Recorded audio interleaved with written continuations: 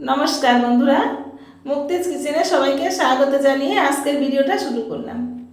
আজ তৈরি করলাম বন্ধুরা আমক্ষীর। আমক্ষীর তৈরি করতে যা লাগছে প্রথমে দেখুন, আমি এখানে কিছুটা চিনি গুঁড়া চাল, কাজু বাদাম আর কয়েকটা কাঠবাদাম একসঙ্গে ভিজিয়ে রেখেছিলাম, সেটা পেস্ট করে নিলাম। আর এদিকে কয়েক টুকরো আম আমি এই মিক্সিতে দিয়ে এটাও পেস্ট করে নেব। আমের সঙ্গে কিছু উপকরণ মিশিয়েছি, কয়েক টুকরো বাতাসা আর 2 চামচ গুঁড়ো দুধ। এটা একসঙ্গে করে ব্লেন্ড করে নেব। এটা ব্লেন্ড করতে করতে বন্ধুরা আপনাদেরকে বলি, আমার এই ভিডিওটা যদি আপনাদের ভালো লেগে থাকে কমেন্টে জানাতে ভুলবেন না কিন্তু। দেখুন বন্ধুরা, এদিকে একটা কড়াই বসিয়ে দিয়েছি। কড়াইয়ে দিয়ে দিলাম অল্প পরিমাণে একটু ঘি, এই 1 চামচ মতো ঘি। এই ঘিটা দেওয়ার ফলে দুধটা কড়াইতে আটকে যাবে না, লেগে যাওয়ার ভয় থাকবে না।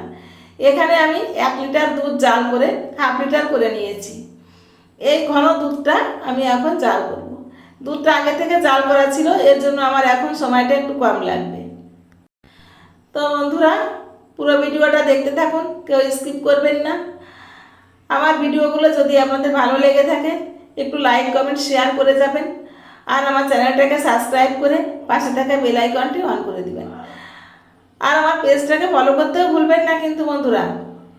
এবার দেখুন আমার দুধটা ফুটে গেছে। এই পর্যায়ে আমি এই যে চাল আর বাদামের যে পেস্টটা করে রেখেছিলাম অল্প অল্প করে মিশাবো আর নাড়তে থাকবো। এটা ননস্টপ নাড়তে হবে, তা না হলে কিন্তু বন্ধুরা এটা দলা পাকিয়ে যাবে, এই জন্য নাড়তে থাকতে হবে। এবার দেখুন আমার মনে হলো সবটুকুই লাগবে, তাই আমি একবারে দিইনি, অল্প অল্প করে দিয়ে দিলাম, দুবারেই দিয়ে দিয়েছি। এটা পারফেক্ট হবে আমার। এইভাবে ফুটাতে থাকবো কিছুক্ষণ, 6-7 মিনিট একটু ফুটিয়ে নেব। ফুটাতে ফুটাতে চালটাও সেদ্ধ হয়ে যাবে, দুধটাও ঘন হয়ে আসবে। আর এই দুধটা ঘন হওয়া পর্যন্ত জাল করতে হবে বন্ধুরা। অনেককে দেখেছি আমক্ষীরটা তৈরি করার সময় আমটা আলাদা জাল করে নেয়, আমি কিন্তু আলাদা জাল করি না, আমি এর সঙ্গেই মিশিয়ে দিই। আমার কিন্তু দুধ কেটে যায় না, কেননা আমার দেওয়ার প্রসেসটা একটু অন্যরকম।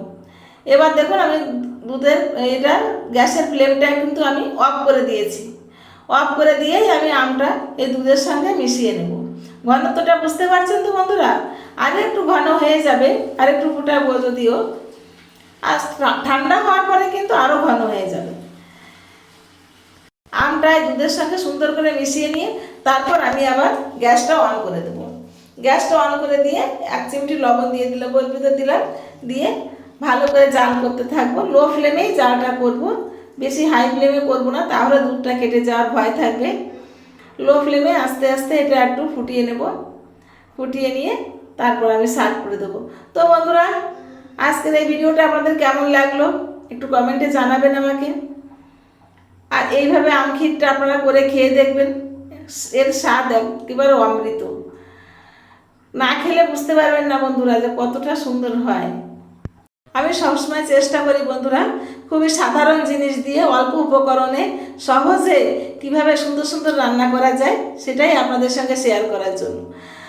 অনেক সময় দেখা যায় অনেক ইনগ্রিডিয়েন্টস ম্যানেজ করা সম্ভব হয় না, তার জন্য রেসিপিটা করাও হয় না। এই জন্য আমি সবসময় সহজ রেসিপিগুলো করতে ভালোবাসি, যাতে সবাই সবসময় করতে পারেন।